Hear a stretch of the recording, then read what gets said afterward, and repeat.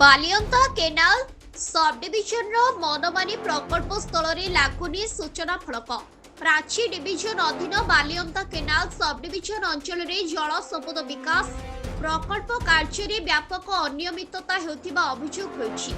नेता विधायक पदस्थ अधिकारी भित्ति प्रस्तर स्थापन करी प्रकल्प कार्यर शुभारंभ करुछंती।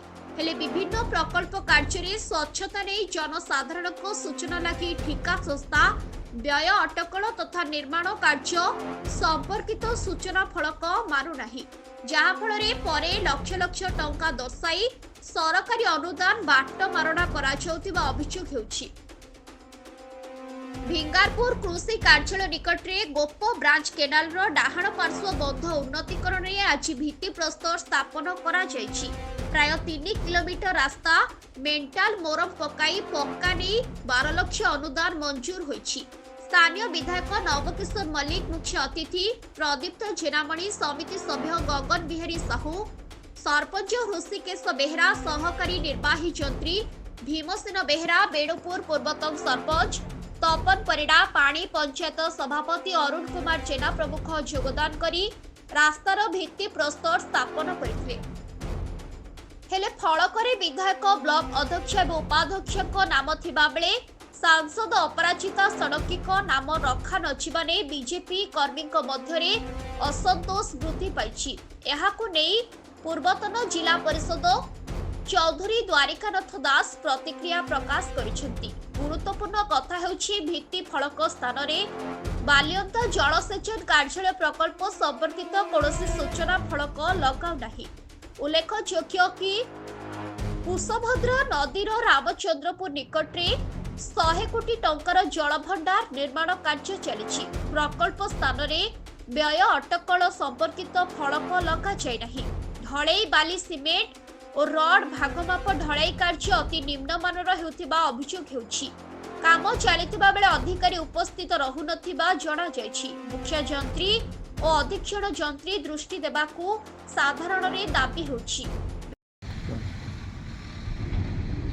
कौन आदि है कौन मु चौधरी द्वारिकानाथ दास, पूर्वतन सरपंच तथा पूर्वतन जिला परिषद सभ्य जोन 18 खोर्धा। आज दुखर विषय जे जलसेचन विभाग ये जो काम तांकर मनमाखी काम करुचंती उन्नयनमूलक कार्य सरकार आज बीजेपी सरकार चलुची ताकू उपेक्षा करी सेमाने तांका मन इच्छा काम विधायक एठारे जेहेतु बीजेडी विधायक अछंती विधायक को धरी प्रत्येक उन्नयन काम रे माननीय सांसद ना नाम फलक ना रखुना जहाँफल कि आज जयदेव निर्वाचन मंडली रे सारा बीजेपी कर्मी मन रे गोटे क्षोभ प्रकाश पाउची।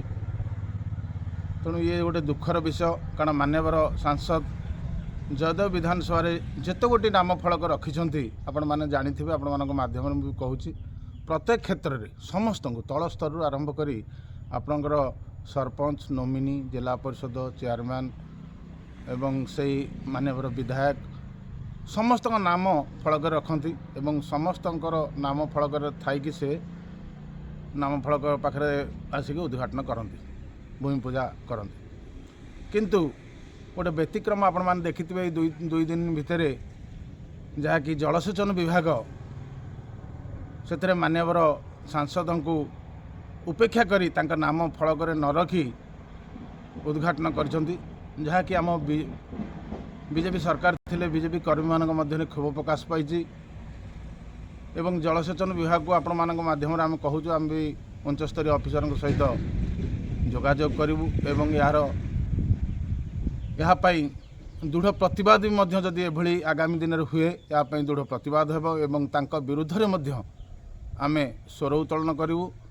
मान्यवर विभागीय एसी ठारू आरंभ कर सेक्रेटरी पर्यंत एवं दरकार पड़े मान्यवर मुख्यमंत्री को मध्य जाई ए विषय रे दृष्टि आकर्षण करूँ जो आगामी दिन में कार्य न हो। कारण समस्त सम्मान अच्छी, समस्त निर्वाचित प्रतिनिधि वार्ड स्तर आरंभ कर जड़े वार्ड मेंबर ठारू आरंभ कर एमपी पर्यंत समस्त सम्मान अच्छी, समस्त सम्मान रहू। समस्त सम्मान रहिले ता देहरे ଏ ଅଞ୍ଚଳର ସମ୍ମାନ ବଢ଼ିବ ଏବଂ ଆଗାମୀ ଦିନରେ ପ୍ରତ୍ୟେକ କାମ କରିବା ପାଇଁକା ପ୍ରତ୍ୟେକ କାମରେ ସମସ୍ତଙ୍କ ସହଯୋଗ ରହିଲେ ଆଗାମୀ ଦିନରେ ଅଞ୍ଚଳ ବିକଶିତ ହେବ। Bureau report, Jaydeep ନ୍यूज।